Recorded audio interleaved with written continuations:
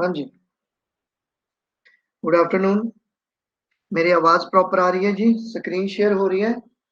तो जल्दी-जल्दी माड़ा मैनूं दसो ਤਾਂ ਜੋ ਆਪਾਂ ਆਪਣਾ ਟੌਪਿਕ ਸਟਾਰਟ ਕਰ ਸਕੀਏ। तो ਅੱਜ ਆਪਾਂ ਕੀ ਕਰਨਾ ਹੈ देखो ਆਪਾਂ मुगल अंपायर डिस्कस कर रहे हैं और ਇਸ ਦੇ ਵਿੱਚ ਆਪਾਂ ਇਸ ਦੇ फाउंडर कंप्लीट कर चुके हैं मतलब बाबर ਆਪਾਂ कंप्लीट कर चुके हैं और बाबर ਦਾ लड़का हुमायूं भी ਆਪਾਂ कंप्लीट कर चुके हैं। ਹੁਣ ਨੀਤੀ ਦੇ ਅਕੋਰਡਿੰਗ ਤਾਂ ਜੋ ਹੈ ਹੁਮਾਯੂੰ ਦਾ ਲੜਕਾ ਅਕਬਰ ਹੀ ਆਪਾਂ ਨੂੰ ਪੜ੍ਹਨਾ ਚਾਹੀਦਾ ਹੈ। ਠੀਕ ਹੈ, ਮੁਗਲ ਅੰਪਾਇਰ ਦੇ ਅੰਡਰ ਬਾਬਰ, ਹੁਮਾਯੂੰ, ਅਕਬਰ। ਲੇਕਿਨ ਤੁਹਾਨੂੰ ਪਤਾ ਹੈ ਕਿ ਇਸ ਦੇ ਵਿਚਾਲੇ ਜੋ ਘਟਨਾ ਕੱਲ ਆਪਾਂ ਪੜ੍ਹੀ ਹੈ, ਠੀਕ ਹੈ, ਸ਼ੇਰ ਸ਼ਾਹ ਸੂਰੀ ਵਾਲੀ, ਤਾਂ ਉਸ ਨੂੰ ਆਪਾਂ ਥੋੜਾ ਡਿਸਕਸ ਕਰਕੇ ਚੱਲਾਂਗੇ। ਤਾਂ ਇੱਥੇ ਹੀ ਸ਼ੇਰ ਸ਼ਾਹ ਸੂਰੀ ਨੂੰ ਵੀ ਆਪਾਂ ਜਿਹੜਾ ਹੈਗਾ ਉਹ ਪੜ੍ਹ ਕੇ ਜਾ। ਤਾਂ ਬਿਨਾਂ ਦੇਰੀ ਸ਼ੁਰੂ ਕਰਦੇ ਹਾਂ। ਦੇਖੋ ਸ਼ੇਰਸ਼ਾਹ ਸੂਰੀ ਦੀ ਗੱਲ ਕਰੀਏ ਤਾਂ ਐਕਚੁਅਲ ਦੇ ਵਿੱਚ ਸੂਰੀ ਵੰਸ਼ ਨਾਲ ਸੰਬੰਧਿਤ ਹੈ ਜਾਂ ਕਹਿ ਲਓ ਕਿ ਸੌਰ ਵੰਸ਼ ਨਾਲ ਇਹ ਸੰਬੰਧਿਤ ਹੈ। तो इसका जो वंश सी इसकी जो डायनेस्टी रही है वो सूरी वंश या सौर वंश जिहड़ा है वो इसका रहा 1540 तो लैके 55 तिकर 1555 तिकर राज किया और ਉਹੀ टाइम पीरियड है जदों हुमायूं जिहड़ा सीगा वो वापस आया। लेकिन इत्थे मैं सौर वंश की गल करता पिया, शेरशाह सूरी की गल नहीं करता पिया। सौर वंश का टाइम पीरियड आपां गल करते पे 1540 तो लैके 1555 तक का जदों तिकर हुमायूं वापस आता है। ठीक है, और ये दूसरा अफगान वंश सीगा। ठीक है, ये दूसरा अफगान वंश है क्योंकि पहला अफगान वंश आपां डिस्कस कर चुके हैं लोधी। ठीक है, लोधी डायनेस्टी नूं आपां जिहड़ा हैगा वो दिल्ली सल्तनत विच कंप्लीट किया। तो पहला अफगान वंश जिहड़ा वो रहा दिल्ली ते और दूसरा अफगान वंश जिहड़ा वो सौर डायनेस्टी दे रूप विच या सूरी वंश दे रूप विच तुहाडे सामने आंदा है। हुण इसदा मोस्ट इंपोर्टेंट राजा एक ही है और आपां एक ही पढ़ना है, शेर शाह सूरी। ठीक है, तो शेरशाह सूरी की गल करिए तो इसका जो टाइम पीरियड बनेगा वो 1540 तो लैके 1545 तक का इसका जो है वो टाइम पीरियड बनता है। तो सूरी वंश के संस्थापक के रूप में इन्हों मन्निया जाता है। तो क्वेश्चन आ जाए कि सूरी वंश के संस्थापक कौन ने, तो वो शेरशाह सूरी रहेंगे। शेरशाह सूरी का जो जन्म होया सीगा तो ये 1472 ईस्वी ਦੇ ਵਿੱਚ ਇਸ ਦਾ ਜਨਮ ਹੋਇਆ।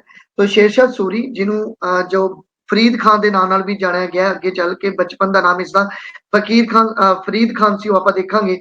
तो फरीद खान ਦੇ नाम नाल भी ये जानिया जाता सी। 1472 ਦੇ ਵਿੱਚ जन्म हुंदा है नारनौर नाम की एक जगह जिथे इसका जिहड़ा हैगा वो जन्म हुंदा हैगा। पर कुछ इतिहासकार कहते हैं कि शेरशाह सूरी का जो जन्म है ना वो 1486 ਦੇ ਵਿੱਚ पंजाब के हुशियारपुर ਦੇ ਵਿੱਚ होया सी। ठीक है, तो ये दोनों स्टेटमेंट है। तो हो सकता है किसी किताब ਦੇ ਵਿੱਚ कोई स्टेटमेंट और किसी किताब ਦੇ ਵਿੱਚ कोई स्टेटमेंट मैंशन होवे। तो मैं आपां दोनों स्टेटमेंट पढ़ के चलांगे कि शेरशाह सूरी का जन्म 1472 ਦੇ ਵਿੱਚ नारनौर नाम के स्थान ते होया और उत्थे ही शेरशाह सूरी का जन्म 1486 ਦੇ ਵਿੱਚ अगर गल करिए तो पंजाब के हुशियारपुर ਦੇ ਵਿੱਚ मन्निया जाता। दोनों पढ़ने आपां। शेरशाह सूरी ਦੇ बचपन ਦੇ अगर आपां नाम की गल करिए तो फरीद खान सी, मैं हुणे दस्सिया। इसके पिता जो सी हसन खान सीगे। हसन खान जौनपुर दे ही जमींदार सन, इसलिए फरीद खान की जो मुढ़ली सिक्ख्या सीगी वो जौनपुर तो पूरी हुंदी है। ठीक है, तो हसन खान इसके पिता जौनपुर के जमींदार के रूप में काम करते सी। फरीद खान की मुढ़ली सिक्ख्या जौनपुर तो ही करवाई जाती है। जदों जौनपुर तो सिक्ख्या प्राप्त कर रहा सी फरीद खान तो इसका एक समकाली जिहड़ा सी बिहार च एक राजा राज करता सी जिसका नाम है बहार खान लोहानी। ठीक है, बहार खान लोहानी अपनी सिक्ख्या पूरी करने तो बाद फरीद खान की करता है कि बहार खान लोहानी दा अंग रक्षक बन जाता है, मतलब उसकी आर्मी नूं ज्वाइन करता है। ठीक है, हुण होया की सीगा कि मतलब अंग रखेगा तो इसकी प्रोटेक्शन करना जो जिम्मेवारी है वो फरीद खान दी है। तो होया कि एक बार जो बहार खान लोहानी जंगल च शिकार खेडन जाता ना तो उत्थे शेर द्वारा उस ते एक हमला कर दिता जाता है। ठीक है, एक यंग शेर द्वारा उस ते हमला कर दिता जाता है लोहानी ते और ये बचाउंदा कौन है, तो लोहानी नूं बचाया जाता है फरीद खान वालों। ठीक है। तो फरीद खान बचाता है अपने राजे नूं, अपने रूलर नूं, जिसके अंडर एक काम करता सीगा बहार खान लोहानी। तो जदों बचा लिया जाता है तो लोहानी जिहड़ा है वो फरीद खान नूं एक टाइटल दिंदा है, शेर खान का टाइटल। तो इत्थों ही इसका जिहड़ा सीगा वो टाइटल मैंशन किया जाता है, फरीद खान का टाइटल जिहड़ा हैगा वो रखा जाता। क्लीयर। इस करके ही बहार खान लोहानी ने फरीद खान नूं शेर खान की उपाधि भी दिती सी। उपाधि मतलब टाइटल दिता सी। कुछ समय बाद बहार खान लोहानी की मौत हो जाती है ਅਤੇ शेर खान ने उसकी जो विधवा सी, मतलब लोहानी की जो पत्नी सीगी, उस पत्नी नाल ब्याह करवाया, मतलब लोहानी की पत्नी नाल ब्याह करवाया, या कह लो कि अपनी ही राजे की विधवा दे नाल इसने ब्याह करवाया। ठीक है। और फरीद खान या शेर खान दक्षिणी बिहार का जिहड़ा है वो राजा बन जाता है। ठीक है। तो इस तरह क्योंकि बिहार वाला एरिया जिहड़ा सिसदा सी, तो बिहार वाला जिहड़ा सीगा उत्थों दा ये राजा जिहड़ा वो घोषित कर दिता जाता है। आई थिंक ये स्लाइड तुहानूं समझ आ गई है। उस तो बाद इसने एक उपाधि भी धारण की इत्थे ही। ठीक है। मैरिज तो बाद जदों ये राजा बन गया बिहार का, तो इसने हजरत आला की उपाधि भी धारण कर ली सी। 1527 ਵਿੱਚ ਸ਼ੇਰਸ਼ਾਹ ਸੂਰੀ ਬਾਬਰ ਦੀ ਸੈਨਾ ਵਿੱਚ ਸ਼ਾਮਲ ਹੁੰਦਾ। ਹਾਲਾਂਕਿ ਆ ਜਿਹੜੀ ਸਟੋਰੀ ਹੈ ਜਿਹੜੀ ਪਿੱਛੋਂ ਜਿਹੜੀ ਸਟੋਰੀ ਆਪਾਂ ਗੱਲ ਕੀਤੀ ਹੈ, ਠੀਕ ਹੈ, ਉਹ ਅਗਲੀ ਸਟੋਰੀ ਹੈ। ਲੇਕਿਨ ਤੁਸੀਂ ਇਸ ਨੂੰ ਕਹਿ ਸਕਦੇ ਹੋ ਕਿ ਥੋੜਾ ਬੈਕਗ੍ਰਾਉਂਡ ਦੇ ਵਿੱਚ ਆਪਾਂ ਇਹ ਸਟੇਟਮੈਂਟ ਪੜ੍ਹ ਰਹੇ ਹਾਂ। 1527 ਵਿੱਚ ਸ਼ੇਰਸ਼ਾਹ ਸੂਰੀ ਬਾਬਰ ਦੀ ਸੈਨਾ ਵਿੱਚ ਭਰਤੀ ਹੋਇਆ ਸੀ। ਪਰ ਬਾਅਦ ਵਿੱਚ ਕਿਉਂਕਿ ਬਾਬਰ ਦੀ ਸੈਨਾ ਵਿੱਚ ਭਰਤੀ ਹੋਇਆ ਸੀਗਾ, ਤਾਂ ਉਸੇ ਸੈਨਾ ਦੇ ਵਿੱਚ ਥੋੜਾ ਡਿਸਪਿਊਟ ਹੋ ਜਾਂਦਾ ਹੈਗਾ, ਔਰ ਬਾਬਰ ਜਿਹੜਾ ਹੈਗਾ ਉਸਦੇ ਕੁਝ ਕਹਿ ਲੋ ਕਿ ਉਸਦੀਆਂ ਗੱਲਾਂ ਸੀਗੀਆਂ ਜੋ ਇਸਨੇ ਸੁਣ ਲੀਆਂ ਸੀ, ਜਾਂ ਉਹ ਸ਼ੇਰਸ਼ਾਹ ਸੂਰੀ ਦੀਆਂ ਗੱਲਾਂ ਸੀ ਜੋ ਬਾਬਰ ਨੇ ਸੁਣ ਲੀਆਂ ਸੀ। ਕੁਝ ਇਸ ਤਰ੍ਹਾਂ ਦੀ ਸਟੋਰੀ ਹੋਈ ਸੀਗੀ। ਠੀਕ ਹੈ। ਜਿਸ ਕਰਕੇ ਥੋੜਾ ਡਿਸਪਿਊਟ ਹੁੰਦਾ ਸੈਨਾ ਦੇ ਵਿੱਚ ਔਰ ਬਾਬਰ ਦੇ ਵਿੱਚ, ਤਾਂ ਜਿਸ ਕਰਕੇ ਸ਼ੇਰਸ਼ਾਹ ਸੂਰੀ ਬਾਬਰ ਦੀ ਸੈਨਾ ਨੂੰ ਛੱਡ ਦਿੰਦਾ। ਠੀਕ ਹੈ। ਔਰ ਪਰ ਬਾਅਦ ਵਿੱਚ ਬਾਬਰ ਦੀ ਸੈਨਾ ਨੂੰ ਛੱਡ ਕੇ ਇਹ ਬਹਾਰ ਖਾਨ ਲੋਹਾਨੀ ਦੀ ਸੈਨਾ ਵਿੱਚ ਸ਼ਾਮਲ ਹੋਇਆ ਸੀ। ਠੀਕ ਹੈ। ਤਾਂ ਬਹਾਰ ਖਾਨ ਲੋਹਾਨੀ ਦੀ ਆਪਾਂ ਪਹਿਲਾਂ ਸਟੇਟਮੈਂਟ ਪੜ੍ਹ ਚੁੱਕੇ ਹਾਂ, ਲੇਕਿਨ ਇਸ ਲਾਈਨ ਨੂੰ ਤੁਸੀਂ ਐਜ਼ ਅ ਬੈਕਗ੍ਰਾਉਂਡ ਯੂਜ਼ ਕਰਨਾ। ठीक है। जिथे बहार खान लोहानी के अंग रक्षक के रूप में यह काम करता रहा। ठीक है। क्योंकि मैं अंग रक्षक वाली गल तुहानू पहला दस चुकिया है। शेर शाह सूरी ने चुनारगढ़ ते अधिकार किया 1530 दे विच, और वाराणसी के आस पास का एक खेतर सी जिसते शेर शाह सूरी का हुण तिकर कब्जा 1530 दे विच हो चुकिया है। और उत्थे ही एक शासक सी चुनारगढ़ का एक राजा सी ताज खान। ठीक है। ताज खान। तो ताज खान की इसने हत्या करती सी शेरशाह सूरी ने, और ताज दी भी एक विधवा सीगी, ताज दी भी एक पत्नी सीगी जिसका नाम सीगा लाड बेगम, लाडली बेगम या लाड बेगम। उसदे नाल भी इसने ब्याह करवाया और चुनारगढ़ ते कब्जा कर लिया। ठीक है।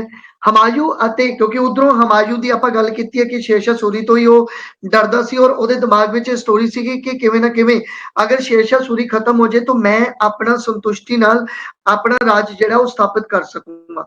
लेकिन ऐसा होया नहीं, क्योंकि आपां ओदी जिहड़ी स्टोरी है वो पढ़ चुके हैं कि किवें शेरशाह सूरी अते हमायूं दे विच आपसी टकराव हुंदा है। शेरशाह सूरी अपने बेटे नूं एक होस्टस दे रूप विच हमायूं नूं भेजदा है, और हमायूं जिहड़ा हैगा लड़ाई तो मतलब जिहड़ा कह दिंदा भी चलो ठीक है शेरशाह सूरी ते अटैक नहीं किया जाता। लेकिन बाद में शेरशाह सूरी जिहड़ा सीगा वो इसकी एक साजिश ही सीगी ये सारी दी सारी। तो ये स्टोरी मैं तुहानू पहला पढ़ा चुके हैं।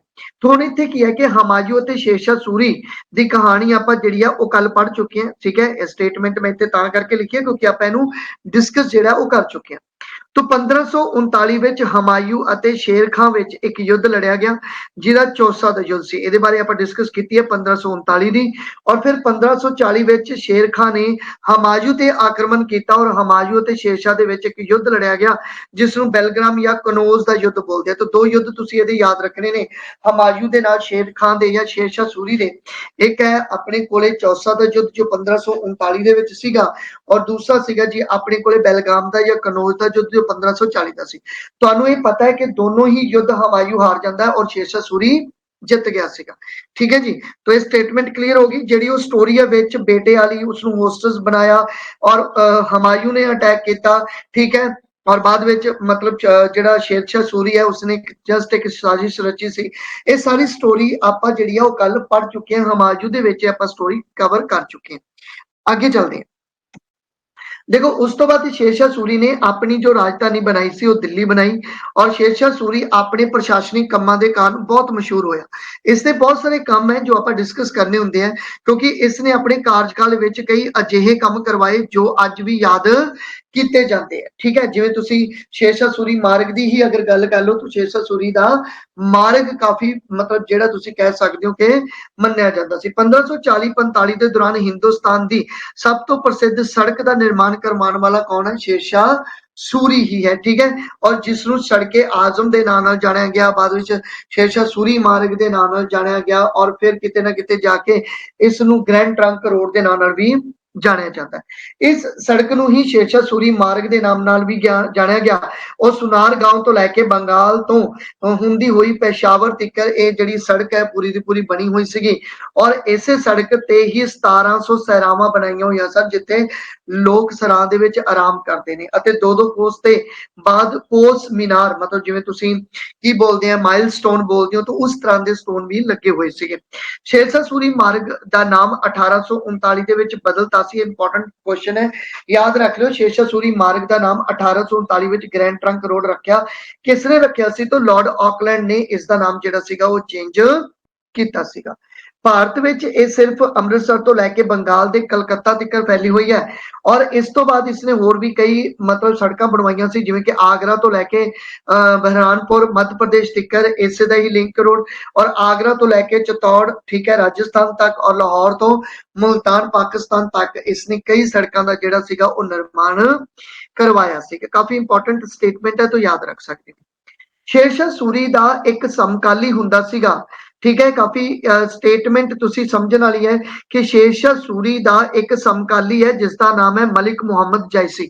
ਇਸ ਦੇ ਬਾਰੇ ਤੁਸੀਂ ਜਾਣਦੇ ਹੋ ਕਿਉਂਕਿ ਇਹ ਰਾਈਟਰ ਹੈ ਔਰ ਇਸਨੇ ਹੀ ਲਿਖੀ ਹੈ ਪਦਮਾਵਤ। ਠੀਕ ਹੈ, तो ਇਸ ਦੇ ਦੁਆਰਾ ਹੀ ਲਿਖਿਆ ਗਿਆ ਹੈ ਪਦਮਾਵਤ ਔਰ ਮੈਂ ਤੁਹਾਨੂੰ ਪੜਾਇਆ ਕਿ ਜਦੋਂ ਆਪਾਂ ਡਿਸਕਸ ਕੀਤੀ ਸੀ ਪ੍ਰਿਥਵੀਰਾਜ ਚੌਹਾਨ ਦੀ ਤਾਂ ਉਦੋਂ ਜਿਹੜੇ ਪਦਮਾਵਤੀ ਦੀ ਅਗਰ ਤੁਸੀਂ ਡਿਸਕਸ ਦੀ ਗੱਲ ਕਰੋ ਪਦਮਾਵਤੀ ਵਾਲਾ ਸੌਰੀ ਜੋ ਖਿਲਜੀ ਡਾਇਨੈਸਟੀ ਦੇ ਵਿੱਚ ਆਪਾਂ ਪੜਿਆ ਸੀਗਾ ਤਾਂ ਉਦੋਂ ਪਦਮਾਵਤ ਦਾ ਜ਼ਿਕਰ ਜਿਹੜਾ ਉਹ ਆਂਦਾ ਹੈ। ਤਾਂ ਮਲਿਕ ਮੁਹੰਮਦ ਜੈਸੀ ਜਿਹੜਾ ਸੀ ਸ਼ੇਰਸ਼ਾਹ ਸੂਰੀ ਦੇ ਸਮੇਂ ਸੀ ਜਿਸਨੇ ਪਦਮਾਵਤ ਨਾਮ ਦੀ ਕਿਤਾਬ ਲਿਖੀ ਹੈ ਔਰ ਪਦਮਾਵਤੀ ਦੀ ਕਹਾਣੀ ਲਿਖੀ ਹੈ। ਠੀਕ ਹੈ, ਔਰ ਇਸ ਨਾਵਲ ਤੋਂ ਹੀ ਸਾਨੂੰ ਪਤਾ ਚੱਲਿਆ ਕਿ 1303 ਦੇ ਵਿੱਚ ਹੋਏ ਅਲਾਉਦੀਨ ਖਿਲਜੀ ਦੇ ਦੁਆਰਾ ਜਿਹੜਾ ਹਮਲਾ ਸੀ ਚਤੌੜ ਦੇ ਹੋਏ ਹਮਲੇ ਦੀ ਜਾਣਕਾਰੀ ਤੁਹਾਨੂੰ ਇਹ ਜਿਹੜੀ ਹੈ ਉਹ ਦਿੱਤਾ ਹੈ ਪਦਮਾਵਤੀ ਦੀ ਕਹਾਣੀ ਤੁਹਾਨੂੰ ਇੱਥੋਂ ਮਿਲਦੀ ਹੈ ਮੁਹੰਮਦ ਜੈਸੀ ਵੱਲੋਂ ਔਰ ਮੁਹੰਮਦ ਜੈਸੀ ਸ਼ੇਰਸ਼ਾਹ ਸੂਰੀ ਦੇ ਸਮੇਂ ਦਾ ਕਿਉਂਕਿ ਇਹ ਕੁਐਸਚਨ ਵੀ ਆਪਾਂ ਸ਼ਾਇਦ ਪੁੱਛਿਆ ਹੋਇਆ ਜਾਂ ਅੱਗੇ ਆਏਗਾ ਕਿ ਬਈ ਮਲਿਕ ਮੁਹੰਮਦ ਜੈਸੀ ਨੇ ਜੋ ਆਪਣਾ ਪਦਮਾਵਤ ਲਿਖਿਆ ਉਹ ਕਿਸ ਦੇ ਸਮੇਂ ਲਿਖਿਆ ਸੀਗਾ ਜਾਂ ਪਦਮਾਵਤ ਕਿਸ ਟਾਈਮ ਪੀਰੀਅਡ ਦੇ ਵਿੱਚ ਲਿਖਿਆ ਗਿਆ तो शेरशाह सूरी ਦੇ ਸਮੇਂ ਇਹ ਲਿਖਿਆ ਗਿਆ। ਸ਼ੇਰਸ਼ਾਹ ਸੂਰੀ ਦੁਆਰਾ ਹੀ ਚਾਂਦੀ ਅਤੇ ਤਾਂਬੇ ਦੇ ਸਿੱਕੇ ਚਲਾਏ ਗਏ ਔਰ ਚਾਂਦੀ ਦੇ ਸਿੱਕੇ ਜਿਸ ਨੂੰ ਰੁਪਈਆ ਦੇ ਨਾਮ ਨਾਲ ਜਾਣਿਆ ਜਾਂਦਾ ਸੀ ਔਰ ਤਾਂਬੇ ਦੇ ਸਿੱਕੇ ਨੂੰ ਦਾਮ ਕਿਹਾ ਜਾਂਦਾ ਸੀ। ਮਤਲਬ ਰੁਪਈਆ ਨਾਮ ਦਾ ਜੋ ਕਨਸੈਪਟ ਹੈ ਉਹ ਕੌਣ ਲੈ ਕੇ ਆਇਆ ਅਗਰ ਪੁੱਛ ਲੈਣ ਤਾਂ ਰੁਪਈਆ ਨਾਮ ਦਾ ਕਨਸੈਪਟ ਵੀ ਸ਼ੇਰਸ਼ਾਹ ਸੂਰੀ ਲੈ ਕੇ ਆਇਆ। ਠੀਕ ਹੈ, ਸ਼ੇਰਸ਼ਾਹ ਸੂਰੀ ਨੇ ਹੀ ਜਿਹੜਾ ਸੀਗਾ ਜਿਵੇਂ ਆਪਾਂ ਰੋਡ ਦੀ ਗੱਲ ਕੀਤੀ ਹੈ ਤਾਂ ਜੋ ਮੰਨ ਲਓ ਆ ਰੋਡ ਹੈ ਤਾਂ ਰੋਡ ਤੇ ਇਹਨੇ ਸਰਾਵਾਂ ਬਣਾਈਆਂ ਔਰ ਮਾਈਲਸਟੋਨ ਬਣਾਏ ਔਰ ਇੱਥੋਂ ਤੱਕ ਕਿ ਇਸਨੇ ਦਰਖਤ ਵੀ ਲਗਾਏ। ਮਤਲਬ ਜਿਹੜਾ ਸੀਗਾ ਕੋਹਾਂ ਤੇ ਦਰਖਤ ਵੀ ਲਗਾਉਂਦੇ ਲੱਗੇ ਹੁੰਦੇ ਨਾ ਦਰਖਤ ਜੇ ਤਾਂ ਦਰਖਤ ਵੀ ਲਗਾਏ ਸੀਗੇ ਉਹ ਵੀ ਇਸ ਦਾ ਹੀ ਜਿਹੜਾ ਸੀ ਆਈਡੀਆ ਸੀਗਾ। ਅੱਜ ਜਿਵੇਂ ਆਪਾਂ ਦੇਖਦੇ ਹਾਂ ਸੜਕਾਂ ਤੇ ਲੱਗੇ ਹੋਏ ਸ਼ੇਰਸ਼ਾਹ ਸੂਰੀ ਨੇ ਹੀ ਪਾਟਲੀਪੁੱਤਰ ਦਾ ਨਾਮ ਬਦਲ ਕੇ ਪਟਨਾ ਰੱਖਿਆ। ठीक है, तो ये भी इंपॉर्टेंट क्वेश्चन बन सकता है कि भाई शेरशाह सूरी ने ही पाटलिपुत्र का नाम बदल के पटना जिहड़ा सीगा वो रखिया सी और शेरशाह सूरी ने अपने समय एक डाक विभाग की भी जिहड़ी है वो स्थापना की सी। ठीक है, तो ये भी पॉइंट आपां नूं पता होना चाहिए। इसने 4 विभागों की होर स्थापना की है जो कि इंपॉर्टेंट ने। एक है दीवाने उज्जर जो रेवेन्यू ते फाइनेंस डिपार्टमेंट होया करता सी और एक है दीवाने अर्ज जो मिलिट्री डिपार्टमेंट होया करता सी और दीवाने इंसा जो एक सैक्रेटरीएट डिपार्टमेंट होया करता सी। ठीक है जी, और अगे आप गल करिए हैड दबीर मतलब ये जो सैक्रेटरीएट है उसके हैड कौन सीगे तो दबीर इसके हैड हुंदे सीगे। दीवाने रिसालत की गल करिए रिसालत की गल करिए तो रिलीजियस अते फॉरेन अफेयर का एक डिपार्टमेंट हुंदा सी और इसके हैड सदर हुंदे सीगे। लैंड नू मेजर करने के लिए इसने गजे सिकंदरी का ही इस्तेमाल किया, आप पहला पढ़ चुके हैं। और इस समय बहुत इंपॉर्टेंट व्यक्ति एक राजा टोडर मल द्वारा इसका जिहड़ा सी प्रयोग किया गया सीगा। ठीक है। राजा टोडरमल अकबर दे समय तक रहेगा और इस तो काफी पहला तो ये शुरू हो चुका है, ठीक है। तो राजा टोडरमल की गल तुसी याद रखनी है, इंपॉर्टेंट है। तो गजे सिकंदरी का इस्तेमाल इन्होंने किया और इसने ही एक प्रथा चलाई सी जिन्हों कुबलियात बोलते हैं। हुण कुबलियात की है, किसान अपनी जमीन के सर्वे लिए टैक्स भी देंदे सी जिन्हों जरीबाना बोलते थे, ठीक है। कुबलियात भी हो गया, ठीक है। और जरीबाना 2.5% टैक्स दिता जाता सी किते अपनी जमीन दे सर्वे ते, मतलब सरकार एक सर्वे करवाती है, जमीन का सर्वे करवाएगी, एग्रीकल्चर जमीन का सर्वे कराएगी, लेकिन उस सर्वे का पैसा सरकार ना दे के बल्कि किसान नूं ये चुकाउणा पैंदा सीगा, ठीक है। और उस तो बाद एक कुबलियात एग्रीमेंट हुंदा सी किसानां नाल जमीन दे लई, ठीक है, उसनूं कुबलियात बोलदे आ। अते फसल ते भी एक टैक्स दिता जांदा सी जिन्हों मुसलियान बोलदे सी, 5% का टैक्स ये हुंदा सीगा। शेरशाह सूरी ने अपने जीवन काल में 2 किलियां का निर्माण करवाया, ठीक है। एक है अपने कोले रोहतासगढ़ का किला और एक पुराना किला है जिन्हों किला ए कोहना के नाम नाल भी जानिया जाता है। मतलब 2 किले बनाए इन्हें, कोहना ए किला ए कोहना अते दूजा सी रोहतासगढ़ का किला। हाँ, इस किला ए कोहना नूं पुराना किला के नाम नाल भी जानिया जाता है। तो आई थिंक इत्थे तक तुहानूं पूरा पूरा जिहड़ी स्लाइड समझ आ गई होएगी। उस तो बाद 1545 का समा आंदा है। तो 1545 ईस्वी दे विच जदों शेरशाह सूरी कलिंजर अभियान ते गया होया सीगा। तो कलिंजर का अभियान है, काफी इंपॉर्टेंट अभियान है, हरेक कोई इस कलिंजर नूं जितना भी चाहुंदा है। तो 1545 विच जदों शेरशाह सूरी कलिंजर दे अभियान ते जांदा है तो उत्थे शेरशाह सूरी दे कोल ना एक तोप होया करदी सी जिस विचों अग दा गोला निकलिया करदा सी। मतलब एक तोप है जिहदे विचों अग दा गोला जिहड़ा सी निकलदा सी और इस नूं बोलदे सी उक्का। इसनूं की बोलते सी, उक्का बोलिया जाता सीगा, उक्का, ठीक है। और इस जिस उक्का द्वारा इसने कलिंजर दे किले दे वल, ठीक है, जिहड़ा सीगा ये उक्का चलाया, मतलब इसने कलिंजर ते अटैक करना चाहा और इस अटैक करन दी बजाय इसने मतलब अटैक करन दे लई इसने की कीता, अपनी जिहड़ी तोप है, तोप दा मुंह कीता कलिंजर दी दीवार नूं तोड़न दे लई और उत्थे इस उक्का दे द्वारा इस दीवार नूं तोड़िया जाना सीगा। जिस करके उक्का जिहड़ा सीगा उस द्वारा इस दे कलिंजर दे किले वाल नूं मतलब ये जिहड़ा चलाया गया। पर प्रॉब्लम ये आई कि ये दीवार दे नाल टकरा तां गया लेकिन टकरा के ये वापस आ गया, ठीक है। ये जिहड़ा उक्का सीगा ये टकरा के वापस आ गया और जदों वापस आया तो शेरशाह सूरी दे कोल ही आऊगा क्योंकि आपां नूं पता जिन्नी जिस डायरेक्शन चों गया उस डायरेक्शन च वापस भी तां आऊगा ही, ठीक है। निज़म है न्यूटन दा तो सिस्टम देख रहे हो। तो शेरशाह सूरी दे जदों कोले आके डिगदा है तो शेरशाह सूरी दे आस-पास ना काफी बरूद विछा हुंदा है, काफी बरूद जिहड़ा हैगा उन्हां कोले हुंदा है। तो जिस करके शेरशाह सूरी दी जिहड़ी हैगी है इस विस्फोट दे अंदर शेरशाह सूरी दी एक्सीडेंटली जिहड़ी है वो डेथ हो जाती है, ठीक है। तो शेरशाह सूरी दी आपां कह सकते हैं कि एक्सीडेंटली 1545 दे विच डेथ जिहड़ी सीगी ओह हो गई सीगी। और शेरशाह सूरी का मकबरा कित्थे है तो तुहानूं पता ही है कि शेरशाह सूरी ही एक ऐसा राजा जिसने अपना मकबरा खुद ही बनाता सीगा कि अगर जदों मैं मरूंगा तो मैनू दफनाया जाएगा मेरे इस मकबरे विच जो मैं ही खुद बनाया। तो शेरशाह सूरी का मकबरा बिहार के सासाराम दे विच है। तो सासाराम तुहानूं काफी बार पूछा भी जाता है। तो शेरशाह सूरी की मौत तो बाद इस्लाम शाह सूरी जिहड़ा है वो गद्दी ते बैठदा। हुण कोई ज्यादा इंपॉर्टेंट राजे नहीं रह गए, मतलब छोटे छोटे राजे है, लेकिन ठीक है आपां कवर करके चलते हैं। तो इस्लाम शाह सूरी है और शेरशाह सूरी दे एक्चुअल दे विच 2 पुत्र सी, आदिल खान अते जलाल खान, ठीक है।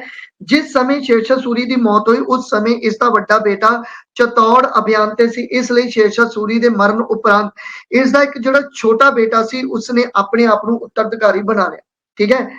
तो एक्चुअल दे विच इसका जिहड़ा वड्डा बेटा सी वो तां इत्थे है ही नहीं सीगा, वो तां चित्तौड़ अभियान ते गया होया सी। तो होया कि जलाल खान है, ठीक है, इस्लाम शाह सूरी अते उसदा ही असल नाम जलाल खान सी और इसने ही की कीता अपने आप नूं राजा जिहड़ा सीगा वो घोषित कर लिया सीगा। 1553 ईस्वी दे विच इस्लाम शाह सूरी दी मौत हो जाती है और इस नूं भी अपने पिता दे मकबरे च ही दफनाया गया सीगा। जलाल खान के मरण उपरंत अगला राजा फिर जलाल खान का ही बेटा फिरोज शाह गद्दी ते बैठदा है। पर यह सिर्फ 3 दिन ही गद्दी ते रहा क्योंकि इस नूं आदिल खान, ठीक है, आदिल खान ने कतल करवाता सी क्योंकि गद्दी ते असल तां यह नहीं बनना सीगा। बन जलाल खान गया तो उसनूं खत्म करन दी बजाय वो मरिया तो उसने अपने बेटे नूं बिठाता, लेकिन कब्जा आदिल खान ने करना सी तो आदिल खान ने की किया इस बेटे नूं मार के, ठीक है, जलाल दे बेटे नूं मार के जिहड़ी आ ओह गद्दी हासिल कर लई सी। ਹੁਣ ਆਦਿਲ ਖਾਨ ਜੋ ਸੀਗਾ 1553 ਤੋਂ ਲੈ ਕੇ 1555 ਤੱਕ ਰਿਹਾ। ਇਸ ਦਾ ਹੀ ਇੱਕ ਦੀਵਾਨ ਜਾਂ ਪ੍ਰਧਾਨ ਮੰਤਰੀ ਹੋਇਆ ਕਰਦਾ ਸੀ ਹੇਮੂ। ਇਸ ਦਾ ਹੀ ਇੱਕ ਪ੍ਰਧਾਨ ਮੰਤਰੀ ਹੋਇਆ ਕਰਦਾ ਸੀ ਹੇਮੂ। ਹੇਮਚੰਦਰ ਇਸ ਦਾ ਪੂਰਾ ਨਾਮ ਹੈ, ਜੋ ਕਿ ਰਿਵਾੜੀ ਦਾ ਇੱਕ ਹਿੰਦੂ ਸ਼ਾਸਕ ਸੀਗਾ। ਠੀਕ ਹੈ, ਜੋ ਕਿ ਇੱਕ ਰਿਵਾੜੀ ਦਾ ਹਿੰਦੂ ਸ਼ਾਸਕ ਦੇ ਰੂਪ ਵਿੱਚ ਵੀ ਇਹ ਰਿਹਾ। ਔਰ ਆਦਿਲ ਸ਼ਾਹ ਦੇ ਮਰਨ ਤੋਂ ਬਾਅਦ ਅਗਲਾ ਸ਼ਾਸਕ ਜਿਹੜਾ ਸੀਗਾ ਉਹ ਬਣਿਆ ਸਿਕੰਦਰ ਸੂਰੀ। ठीक है, कौन बनया? सिकंदर सूरी जिहड़ा सीगा वो बनदा है। जिस समय सिकंदर सूरी वंश के राजे के रूप में जिहड़ा है वो साम्राज चला रहा है, उस समय ही हमायूं का आक्रमण हो जाता है हिंदुस्तान ते। ये भी स्टोरी मैं तुहानू हमायूं के रूप में पढ़ा चुकिया है। और सिकंदर सूरी के नाल ही हमायूं ने एक युद्ध लड़िया सी, जिसनू की बोलते हैं भी सरहंद का युद्ध बोलते हैं। तो 1555 ਦੇ ਵਿੱਚ ਇਹ ਯੁੱਧ ਲੜਿਆ ਗਿਆ ਔਰ ਸ਼ੇਰਸ਼ਾਹ ਸੂਰੀ ਦੀ ਫੈਮਿਲੀ ਦੇ ਵਿੱਚੋਂ ਸਿਕੰਦਰ ਸੂਰੀ ਇੱਕ ਕਮਜ਼ੋਰ ਸ਼ਾਸਕ ਸੀਗਾ, ਇੱਕ ਵੀਕ ਰਾਜਾ ਸੀਗਾ। ਔਰ ਹਮਾਯੂ ਫਿਰ ਵੀ ਬਹੁਤ ਜ਼ਿਆਦਾ ਪਾਵਰ ਲੈ ਕੇ ਉਧਰੋਂ ਆ ਰਿਹਾ ਸੀਗਾ ਔਰ ਬਹੁਤ ਸਾਰੀ ਸੈਨਾ ਜਿਹੜੀ ਸੀਗੀ ਉਸ ਕੋਲੇ ਸੀ ਔਰ ਬੈਰਮ ਖਾਨ ਵਰਗੇ ਜਿਹੜੇ ਸੀ ਉਹ ਸੈਨਾਪਤੀ ਸੀਗੇ। ਇਸ ਯੁੱਧ ਵਿੱਚ ਹਮਾਯੂ ਨੇ ਸਿਕੰਦਰ ਸੂਰੀ ਨੂੰ ਪਰਾਜਿਤ ਕੀਤਾ ਅਤੇ ਦਿੱਲੀ ਸਲਤਨਤ ਦਾ ਫਿਰ ਇੱਕ ਵਾਰ ਦੁਬਾਰਾ ਜਿਹੜਾ ਸੀਗਾ ਉਹ ਮੁਗਲਾਂ ਦਾ ਰਾਜ ਹੋ ਗਿਆ। ਔਰ ਮੁਗਲਾਂ ਦੇ ਰਾਜ ਦੇ ਵਿੱਚ ਇਸ ਖੁਦ ਹਮਾਯੂ ਜਿਹੜਾ ਸੀ ਕੁਝ ਸਮੇਂ ਲਈ ਰਾਜਾ ਬਣਦਾ ਹੈਗਾ।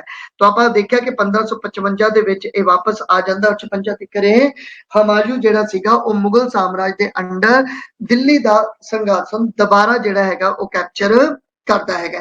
ਲੇਕਿਨ ਆਪਾਂ ਹਮਾਯੂ ਨੂੰ ਡਿਸਕਸ ਕਰ ਚੁੱਕੇ ਹਾਂ, ਉਸ ਦਾ ਸੈਕੰਡ ਪਾਰਟ ਵੀ ਆਪਾਂ ਪੜ ਚੁੱਕੇ ਹਾਂ ਔਰ ਉਸ ਦੇ ਵਿੱਚ ਆਪਾਂ ਦੇਖ ਲਿਆ ਕਿ ਸੀਗਾ ਕਿ ਹਮਾਯੂ ਜਿਹੜਾ ਹੈ ਉਹ ਪੌੜੀਆਂ ਤੋਂ ਜਿਹੜਾ ਹੈਗਾ ਸ਼ੇਰਮੰਡਲ ਦੇ ਮੰਡਲ ਜੋ ਲਾਇਬ੍ਰੇਰੀ ਹੈ ਉਸ ਦੀਆਂ ਪੌੜੀਆਂ ਤੋਂ ਡਿੱਗ ਕੇ ਮਤਲਬ ਜਿਹੜਾ ਸੀਗਾ ਇਹ ਮਰ ਗਿਆ ਸੀਗਾ। ਇਸ ਕਰਕੇ ਦਿੱਲੀ ਸਲਤਨਤ ਤੇ ਜੋ ਮੁਗਲ ਸਾਮਰਾਜ ਦੁਬਾਰਾ ਡਿਵੈਲਪ ਹੋਇਆ तो इस तो बाद जो राजा बनेगा अकबर जिहड़ा है वो राजा बनेगा। तो आपां कल नूं जो डिस्कस करना है वो अकबर बारे जिहड़ा हैगा वो आपां डिस्कस करना है।